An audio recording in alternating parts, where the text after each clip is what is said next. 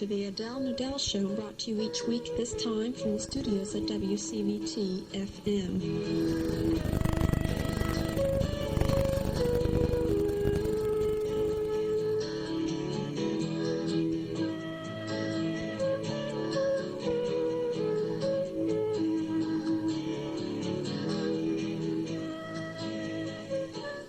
Hello, this is Adele Nadelle.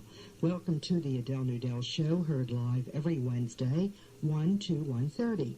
We talk to women 30 through old age. We talk about relationships, health, sex, work, and feelings. We talk to women in crisis, women making change, and men who relate to women.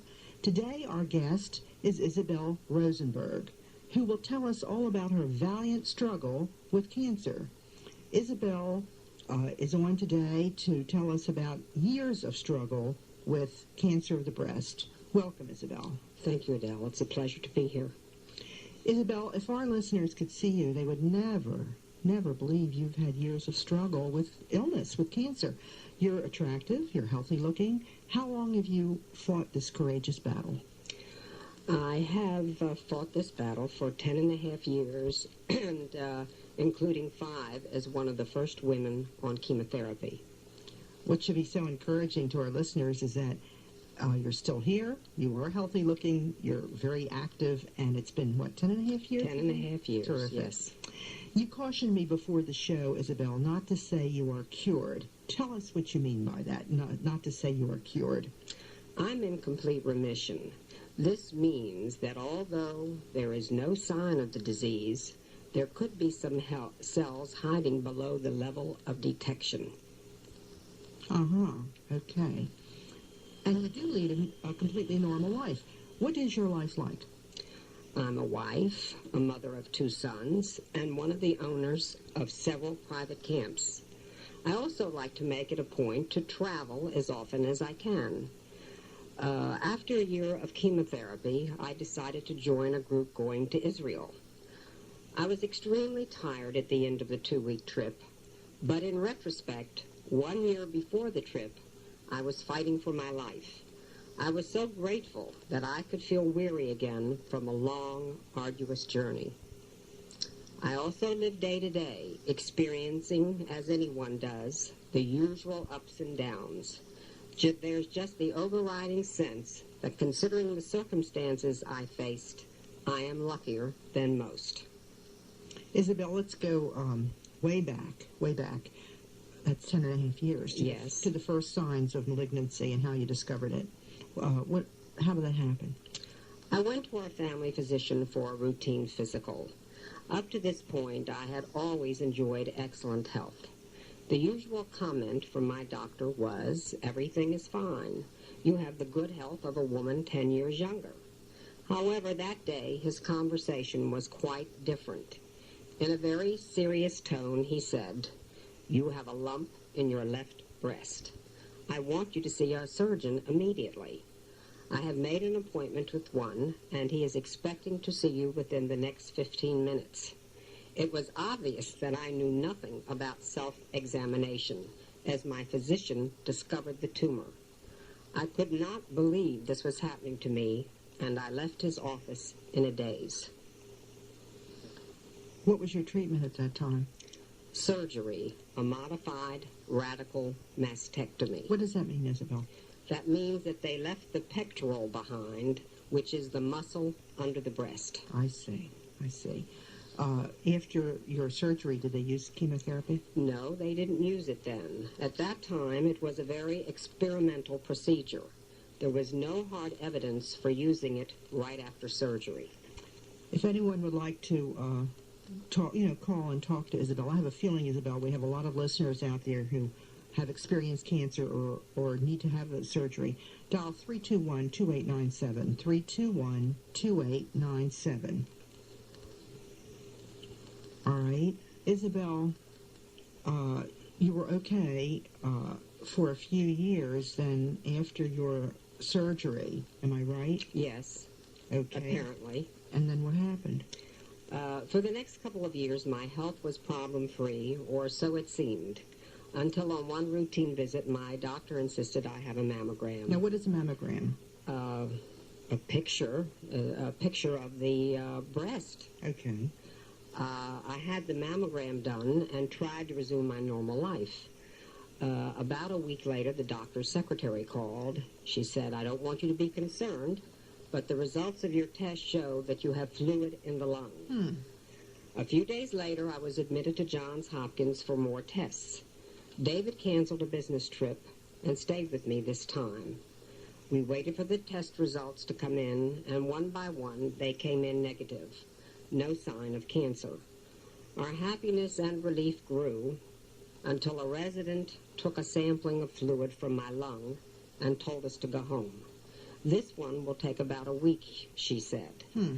My worries grew. When I finally visited the doctor, he tipped me off almost immediately with what I had come to know as doctors' good news, bad news approach. That means they tell you the good news first and then the bad news. Absolutely. He led off by listing all the negative tests, and if this was his way of easing me into it, I guess it worked.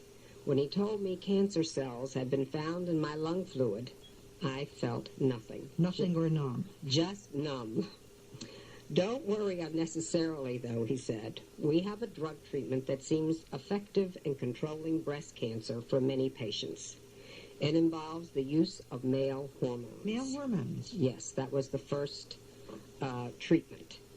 He explained to me this was a way of reducing cancer risk by limiting the production of estrogen.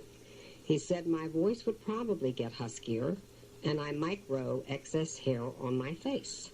I might even find I had a stepped-up sex drive. 1+. Yeah, how about that?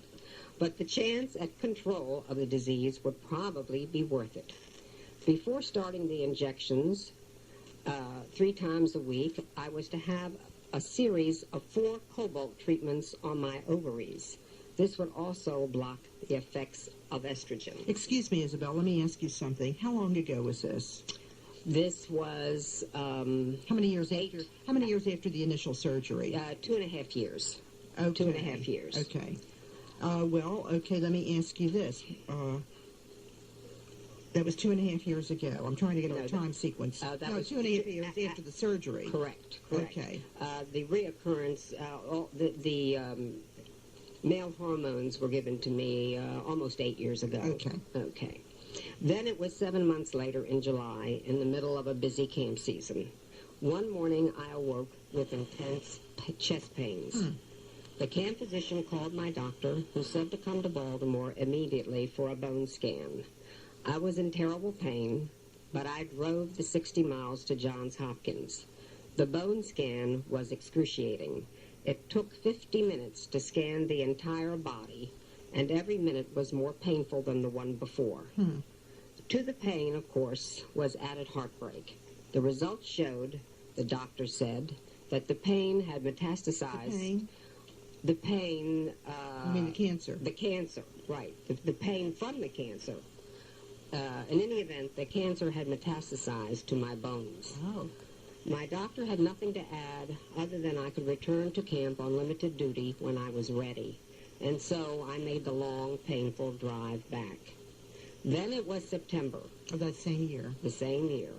The pain receded as the weeks went by, but by then my life had become a weary trudge from one doctor's office to another, where they pressed stethoscopes to my chest, shook their heads, and didn't say very much.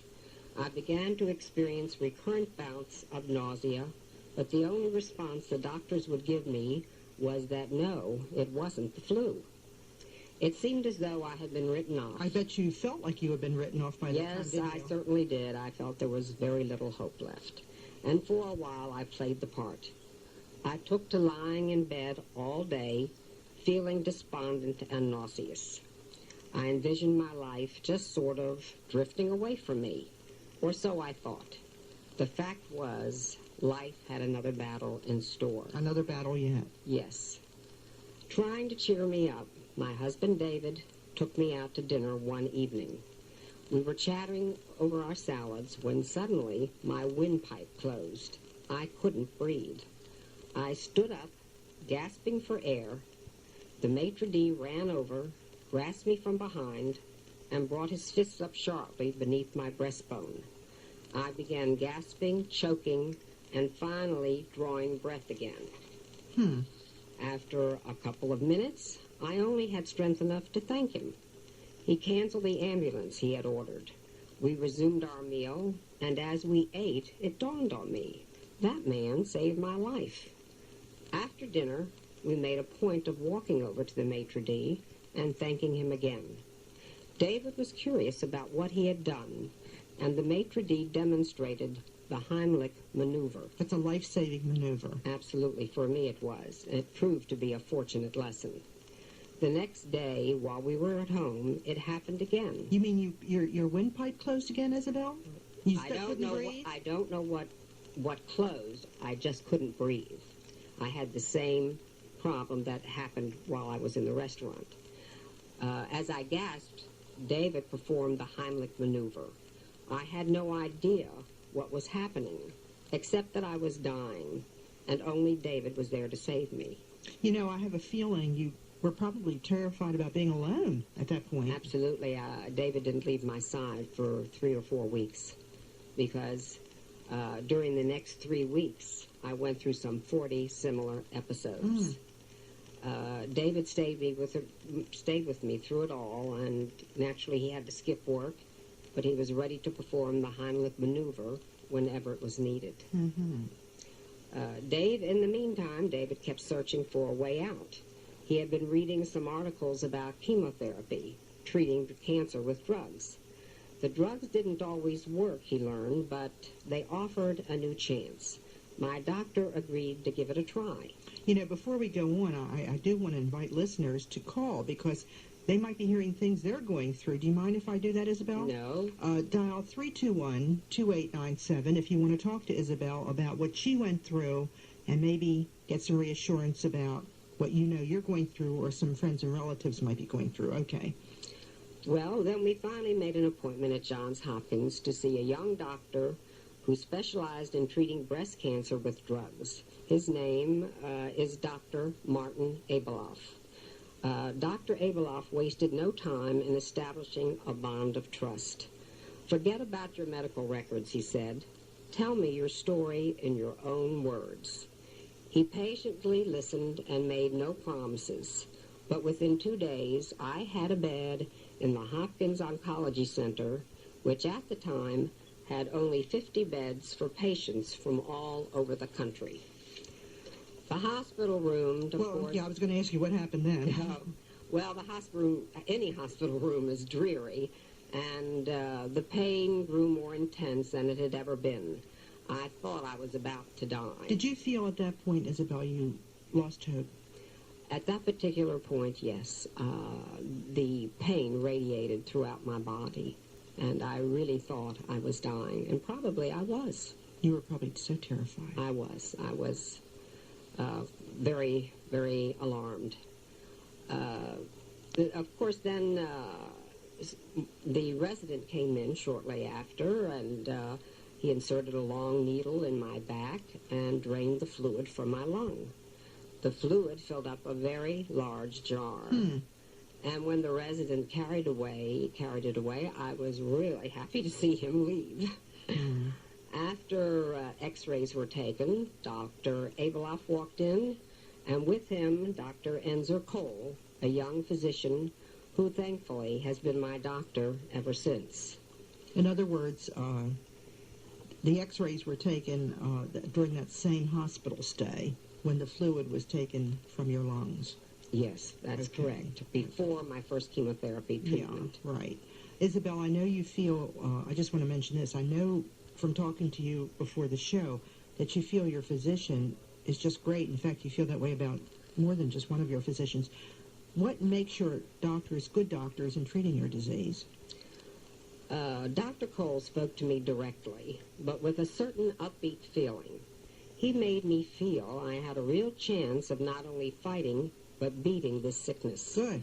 But it wouldn't be easy. The drugs, he said, were so powerful that they might seriously affect my infection-fighting white cells. But that power, he said, was what made them effective against cancer. It was scary, but it sounded good to me. In other words, you were willing to undergo that treatment because it was your It was my only hope. It was your lifeline. Absolutely. Soon, later that evening, a technician brought in some pleasant-looking orange stuff in a syringe, which he proceeded to inject into my arm. This was the drug adriamycin. Adriamycin, okay. Yes.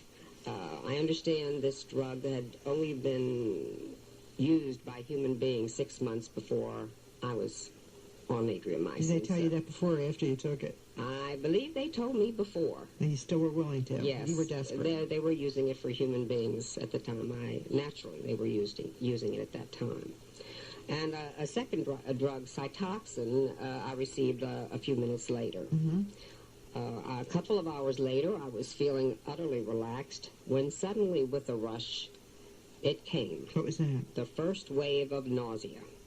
It was a gut-wrenching, stomach-emptying sickness such as I had never felt before. I vomited every few minutes for the next 24 hours, long after I had nothing to contribute.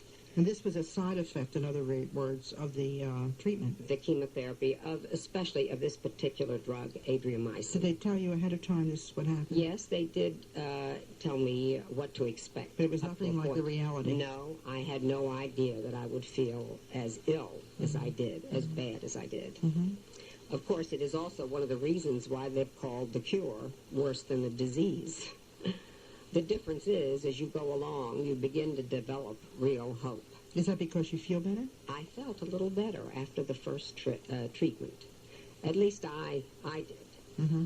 A couple of weeks later, when it was time for my second course of drugs, I was positively eager for them, wretched nausea and all, because for the first time in months, I was starting to feel better. Like your old self? Absolutely. Almost. Mm-hmm. Which is amazing. It's like a miracle. After feeling that I was going to die very shortly and to feeling much, much better. Mm-hmm. After the third adriamycin Cytoxin treatment, I was beginning to feel like my old self again. Mm-hmm. 1 week, and in particular, stands out in my mind. David and I went to a party in a suburb near Washington, D.C. We had a delightful time, and we spent the night in a Washington hotel. I remembered that just 3 months before, I felt I was dying and had been given up for lost. And now, here I was. It was a miracle. Mm-hmm. The best news came after the fourth drug treatment. Let me stop you. Yes. You had 4 drug treatments with these drugs. Over Yes. how long a period of time? Well, I had 3 weeks in between each treatment, but I had numerous tests taken before the second treatment, third treatment, because they have to check your blood. I had x-rays taken. I had many tests taken in between each treatment. Yeah. And, Did you stay in the hospital during that time? No, I became an outpatient after the first treatment. I see. Okay. The best news came after the fourth drug treatment. Dr. Cole said, "I have some wonderful news for you. The fluid is completely gone from your chest, and all that is left of your tumor is scar tissue." What marvelous thing to hear. It was just wonderful. He said, "You're in remission." It was almost as if someone had said to me, "Here, live again." Like a gift of life. Absolutely. Not like a gift of life, gift of life. It was. I left Dr. Cole's office in a happy trance, and it took me weeks, in fact, to adjust to the idea that I was leading an almost normal life with nothing but hope ahead. I have something to ask you, Isabelle. I've heard people who have gone through similar kinds of things say to me that when they got to that point, when they were given back life, they had a new sense of what was important to them in life, a new sense of what was really important. The priorities changed. Did you go through this at all? I certainly did. I don't think that I'm any different than anyone else, and I certainly put a lot of things in my life, I think, in the proper perspective. What was most important to you at that point in life? Well, my family, and also that I had been able to witness my 2 sons' growth. They were very young when I had the mastectomy, and the fact that I was able to be alive and stay alive and watch them grow and develop has been wonderful for me. I guess life was really a gift. Yes, it certainly every was. day was a gift. Right? Absolutely. Okay. What is your medical treatment now? Tamoxifen, 10 milligrams twice a day, which blocks the effects of the estrogen. I also have a past history of cytoxin cystitis, which is currently asymptomatic.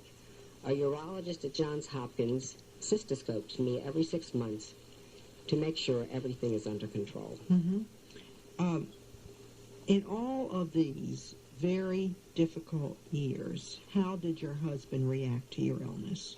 With tremendous support, and always looking and searching for an answer to fight my illness. David was always there when the only thing that kept me alive was his application of the Heimlich maneuver. A wonderful husband. Absolutely. Yeah. Again, if anyone wants to talk to Isabelle, ask her any questions, dial 321-2897, 321-2897. I want to talk about your children, Isabelle. Yes. You mentioned they were small when you first discovered you had cancer. And you also told me before we went on the show that you recently told them for the first time about your illness, and your son was 17 when you told him? Yes. And your other son was how old? Mark was 17 and Bruce was 14. Why didn't you tell him before that? Was it too hard? It was difficult, and also the boys were 4 and 7 when I had the mastectomy, and they were 8 and 11 when I had metastatic breast carcinoma. I've always felt strongly that it was unfair to saddle young children with such a burden of fear and worry. Growing up is difficult enough. However, Dr. Cole felt that I should tell them. They were certainly old enough to understand, and so I did.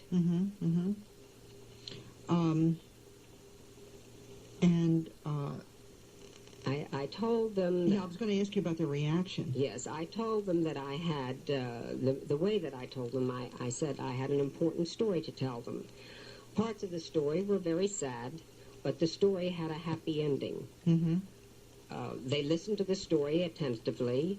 They seemed to understand, and when I told them that if there was anything they did not understand, Dr. Cole would be glad to talk to them, they said it wasn't necessary. We have a call. Someone is calling now. Just a minute.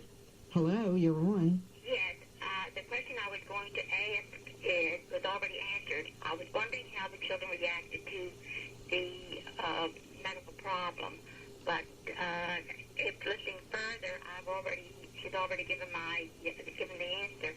Do you have any other questions about that? Are you facing that kind of situation No, yourself? I am not, but it's a very interesting program, and I was curious as to how the children were handling it. But as I said before, in the rest of the conversation, the question's been answered very beautifully. Thank you for calling. Okay, thank you. Isabelle, do you feel children can handle the truth about a parent's illness? I do now. I think they understand, and I think they accepted my explanation very well. Are they listening today? No, they're in school, but the program is being taped. Are your husbands taping it? My husband is taping it, and they will listen when they come home from school. It'll be interesting if they have any comments or questions Yes, on it. it will be. I guess you'll give them a chance to air their feelings if they do. Yes, absolutely, and I'll try to answer their questions to the best of my ability. Isabelle, I want to talk about David, your husband. Many women are so afraid that their lovers or their husbands will find them ugly after a breast is removed, after a mastectomy. May I ask you a personal question, what your husband's reaction was to your changed body? Well, even at best, returning to normal life was no easy matter. As is generally known now, but wasn't then, many women following a mastectomy suffer terrible self-image problems. Meaning how they see themselves. Absolutely. I was no exception. For 3 months, I couldn't bear to look at my left side. Spotting myself in the mirror after a bath, I'd turn away. Even worse, I felt ashamed to have David look at me. It was weeks before I could begin to believe him when he told me, "Don't worry so much. I didn't marry you for your breasts. It's not important to me." He said this, and he truly meant it. But he had to repeat it in order for you to really... convince me. Yes. To convince me. So if there are any husbands listening, repeat your reassurance. Repeat your reassurance. Your wife needs to hear You say it over and over again. Isabelle, what kept you going all these years? Where did you get your strength? I know I can get a reoccurrence, but I prefer not to think about it. In fact, the mere thought of cancer may well scare me more than most people. The slightest twinge or ache makes me think it's starting all over again. As I said earlier, I live day to day, experiencing, as anyone does, the usual ups and downs. There's just the overriding sense that considering the circumstances I faced, I am luckier than most. My last question, what message do you have for listeners who are struggling with any kind of cancer? I can't help believing that more and more women will do as well as I have. A serious illness is hard to accept, hard to absorb. We have an instinct to preserve ourselves. We don't want to be sick. We want to remain well. The part of me that wanted to regain my health was willing to take a risk. You mean through surgery? No, through chemotherapy also. Mm-hmm. Chemotherapy was the answer for me. How we deal with illnesses, both big ones and small ones, is very important. Yes. I have a firm conviction that it's not what happens to us that's important. It's the way we react to what happens. We can't always control events in our lives. We can control our reactions to those events. A study in a medical journal based on interviews with many breast cancer patients reported that the women who actually got angry at the disease and fought it tooth and nail seemed to have the best survival rates. This isn't scientifically proven yet, but in my heart, I know it's true. Yes, and I think that all of us share the need to control what happens to us in our lives, to control our lives. The need to control is enormous in all of us, and it's normal, isn't Yes, it? It's scary when we're out of control, and I think that when you said a moment ago that it's not what happens to us that's important, because we can't control what happens to us, but it's the way we react to what happens is really important. We can, in a way, and more than a way, control or learn to control our reactions, right? We can learn how to reduce fear and reduce panic. I think it's important. Mm-hmm, I think so, yes. What do you do these days when you feel panic? Just share that with us. Well, I talk about what has happened. I don't hesitate to discuss it. I think that if you can share it with someone who really cares, it helps. But I don't do this too often, only with very special people. Yes, and I guess you have learned well how to distract yourself. Yes. How to keep busy. Yes, I have. And you are very, very busy. Yes, I am. You're operating several camps for children. Yes, I'm involved with my sister and brother. We own several private camps for children. So you are very, very busy. Part of the year, yes. Yes. That business. And do you and your husband ever talk about the days when all of this happened, or have you sort of pushed it to the back of your mind? Yes, we talk about it. And it's part of your lives. It's part of our lives, and we talk about how grateful we are that we still have these years together, and that we hope that we can share many more happy years and well years together.